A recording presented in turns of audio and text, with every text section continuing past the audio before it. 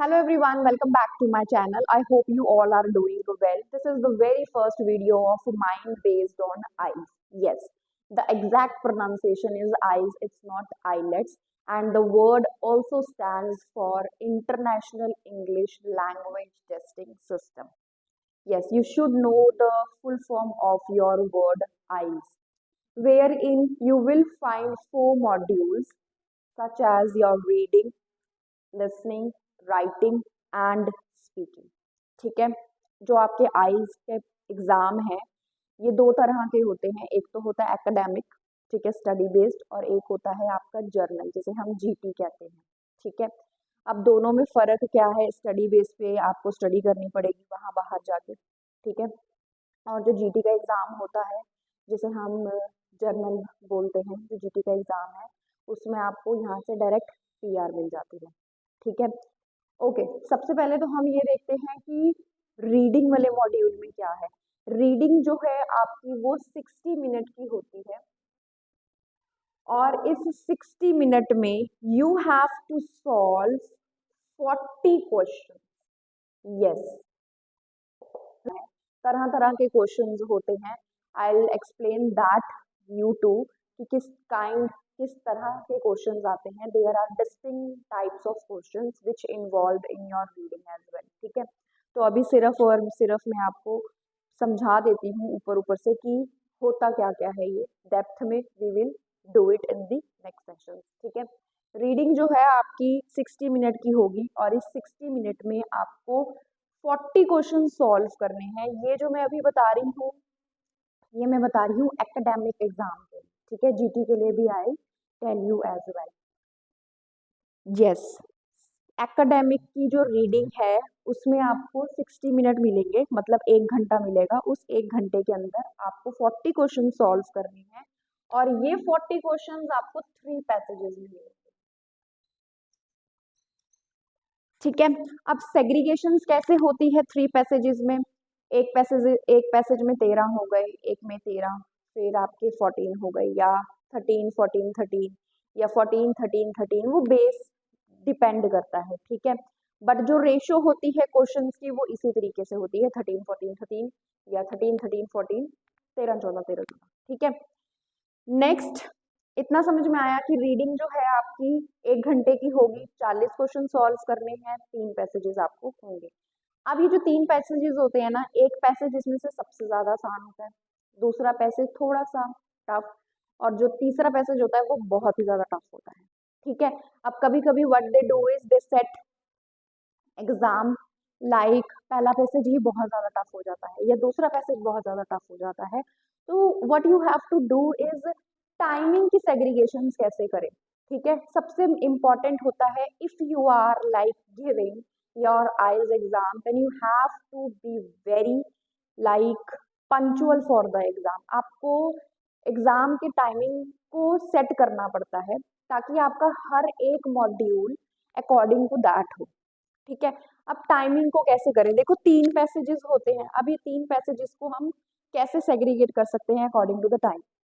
अगर आपको लग रहा है कि आपका पैसेज 1 बहुत ही ज्यादा इजी है, तो इजी वाले पैसेज जो होते हैं, when you start doing practice ना, देखो to be very honest, let me be translucent with you, when you start doing practice ना, तो अपने आप आपको टाइम मैनेजमेंट आ जाएगी। ठीक है, और आपको ये भी पता चल जाएगा कि हाँ ये पैसेज इजी है, तो अपने आप जो पैसेज इजी होता है ना उसमें अपने आप आंसर्स मिल जाते हैं। ठीक है, और आंसर्स देखो सीक्वेंस में होते हैं। सपोज आप रीडिंग कर रहे हो, ठीक है, रीडिंग आप कर रहे हो, पैराग्राफ 1 में आपको आंसर नहीं मिला, ठीक है, पैराग्राफ 2 में भी नहीं मिला, पैराग्राफ 3 में जाके आपको लोकेशन मिली है आपके आंसर की, तो जहाँ लोकेशन मिली है वहीं पे आपका आंसर भी होगा। ठीक है, किस तरीके से आंसर्स को फाइंड आउट करने हैं वो सारी की सारी ट्रिक्स टिप्स मैं आपको दूंगी, which really helps you out to do your reading concentratedly with easy. ठीक है, अब जहाँ पे आपको आपकी लोकेशन मिली है आपके आंसर की, बस वहीं पे उसके आगे या पीछे नीचे उसकी आंसर दी होती है। ठीक है, तो जब सपोज आपको पैराग्राफ 1 में आंसर की लोकेशन नहीं मिली, पैराग्राफ 2 में नहीं मिली, पैराग्राफ 3 में जाके आपको आंसर की लोकेशन मिली है और आंसर भी मिल गया है, तो मेक श्योर अगर फर्स्ट आंसर आपको पैराग्राफ 3 में मिला है तो जब आप सेकंड क्वेश्चन ढूंढोगे तो उसके लिए दोबारा से पैसेज 1 कि पैराग्राफ 1 को रीड मत करना, बिकॉज सीक्वेंस चलेगी, मतलब उसके आगे आगे से ही आपको आंसर मिलना शुरू हो जाएगा। ठीक है, तो ये चीज हमेशा ध्यान में रखना that whenever you find the answer of your reading module the sequence would be like this. बहुत रेयर होता है, सीरियसली में बहुत ज्यादा रेयर होता है कि जम्बलनेस हो जाए, मतलब अगर पैराग्राफ 3 में जाके मुझे फर्स्ट का आंसर मिला है तो बहुत रेयर होगा कि क्वेश्चन 4 का आंसर मुझे पैराग्राफ 1 में मिले, नहीं तो नहीं होता, सब कुछ सीक्वेंस में होता है। ठीक है, किस टाइप के क्वेश्चन आते हैं for sure I will tell you in the next video. ठीक है, इसके बाद हाँ रीडिंग में और कुछ भी नहीं है, 60 क्वेश्चन 60 मिनट होंगे, 40 क्वेश्चन सॉल्व करने हैं, 3 पैसेजेस होंगे। पहला अगर आपका पैसेज आसान है तो please just spend your 10 to 15 minutes, 10 से 15 मिनट में आपका पैसेज 1 हो जाना चाहिए और सीरियसली में हो जाता है। ठीक है, consume your complete 20 minutes on passage 2 अगर वो थोड़ा सा टफ लग रहा है आपको। पैसेज 3 अगर बहुत ज़्यादा ही टफ है तो just utilise your 25 to 30 minutes which you have not utilized completely on your passage 1। ठीक है, अगर आपका 15 मिनट में ही पैसेज 1 हो गया तो 5 मिनट रह गए, 60 मिनट को अगर हम डिवाइड करेंगे तो 20 20 20 होते हैं। ठीक है, अगर आपका पैसेज 1 15 मिनट में हो गया तो 5 मिनट बच गए, वो 5 मिनट आप किसको दे दो, अपने पैसेज 3 में ऐड कर दो, मतलब you now have 25 minutes to spend. ठीक है, अब हम बात करते हैं लिसनिंग की। लिसनिंग में आपको 40 मिनट्स मिलते हैं। ठीक है, 40 मिनट्स में आपको 40 क्वेश्चन सॉल्व करने होते हैं सुन के। ठीक है, लिसनिंग में आपको 40 क्वेश्चंस मिलते हैं, ये 40 क्वेश्चंस आपको सुनने पड़ते हैं 40 मिनट्स के अंदर। ठीक है, अब ये होगा कैसे, देखो एक ना रिकॉर्डिंग सी चलती है। ठीक है, पहले तो वो आपको अपना सेटअप देंगे, ठीक है, हेडसेट देंगे, उसमें आपको बोलेंगे कि चेक कर लो कि वॉइस जो है, ऑडियो जो है ऑडिबल है या नहीं है। अगर you find it any difficulty तो आप उनको बोल सकते हो that I can not hear or set is not attached or the wire is loose somewhere somehow. ठीक है, तो वो आपको सेट चेंज करके दे देंगे। ठीक है, या जो भी उन्होंने एडजस्ट करना है वो कर देंगे। राइट, तो आपको क्या करना है, पहले तो टेस्टिंग होगी कि सब कुछ सुन रहा है, लैगिंग तो नहीं हो रही, वॉइस ब्रेक तो नहीं हो रही, या किसी तरह की कोई भी डिस्टर्बेंस तो नहीं आ रही हेडसेट में और एनी काइंड ऑफ। ठीक है, तो लिसनिंग में वो हो गया। पहले के 30 मिनट जो आपको मिलेंगे ना, उसमें आपको जो क्वेश्चन बैंक मिलेगा, आपको क्वेश्चन बैंक का मतलब होता है क्वेश्चन पेपर मिलेगा, उस क्वेश्चन पेपर में जो भी लिसनिंग में आप सुन रहे होगे साथ के साथ आपको सुन के अपने आंसर उसी क्वेश्चन पेपर के ऊपर लिखने होते हैं। ठीक है, अब इसमें क्या होती है, कॉन्वर्जेशन चलती है, ये कॉन्वर्जेशन 2 पर्सन्स के बीच में भी होती है, समटाइम्स मोर देन 2 मतलब 3 में भी होती है और समटाइम्स मोर देन 3 मतलब 4 में भी होती है, इट जस्ट डिपेंड। अब ये जो लिसनिंग है ना, लिसनिंग में आपके 4 सेक्शन होते हैं।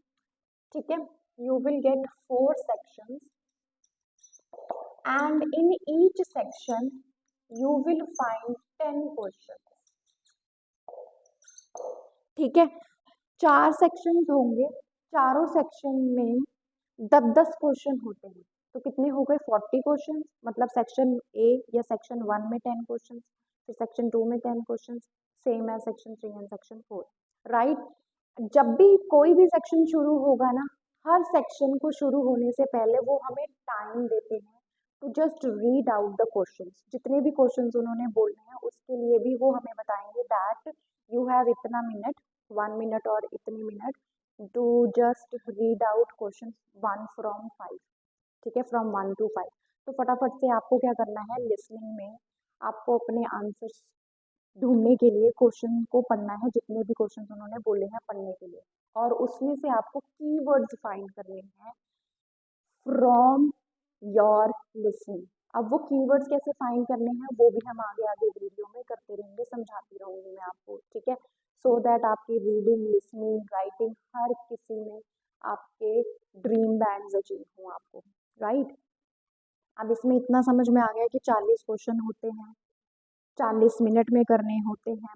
पहले के 30 मिनट में आपको अपनी ऑडियो जो है वो सुननी है और साथ के साथ अपने आंसर्स अपने क्वेश्चन पेपर के ऊपर ही लिखने हैं।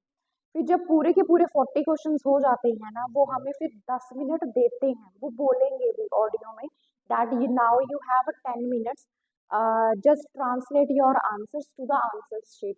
तो वो 10 मिनट में आपको आपके पूरे के पूरे 40 questions in sequence answer sheet में लिखने होते हैं with capital letters. Yes, capital letters में ही आपको आपकी रीडिंग और लिसनिंग के आंसर्स लिखने हैं, ठीक है। और प्लीज सिंगुलर और प्लूरल का स्पेलिंग्स का बहुत ध्यान रखना। सपोज आंसर मेरा रोजेस है, आपने जल्दी जल्दी में रोज लिख दिया तो गलत हो जाएगा, या आंसर मेरा रोज है, जल्दी जल्दी में आपने रोजेस लिख दिया तो भी आपका आंसर गलत हो जाएगा। तो you have to do it very concentrate, ठीक है। Now just move on to writing portion. देखो राइटिंग में भी ना हमारे पास दो टास्क होते हैं। टास्क 1 जो होता है वो होता है हमारा ग्राफ बेस्ड, और जो टास्क 2 होता है वो होता है हमारा एस्से बेस्ड, ठीक है। ग्राफ भी हमारे तरह के हैं, मतलब डिस्टिंक्ट काइंड्स ऑफ हैं। एस्से भी we have different types of. कौन कौन से ग्राफ हैं, कौन कौन से एस्सेज हैं, वो सब मैं आपको बताऊंगी हर क्लास में। So you have to take the sessions daily to crack your eyes, right? अब सेग्रीगेशन क्या है?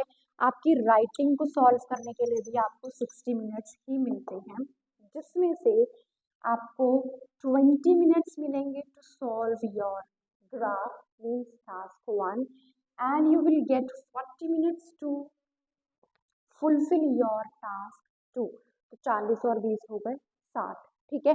बच्चे क्या करते हैं, सीरियसली गाइस, प्रैक्टिस कर करके इतने ज़्यादा बच्चे फ्लुएंट हो जाते हैं ऑन ऑल दीज 4 मॉड्यूल्स कि यूं क्रैक हो जाएगा आपसे गाइस, तो हो जाएगा, ठीक है।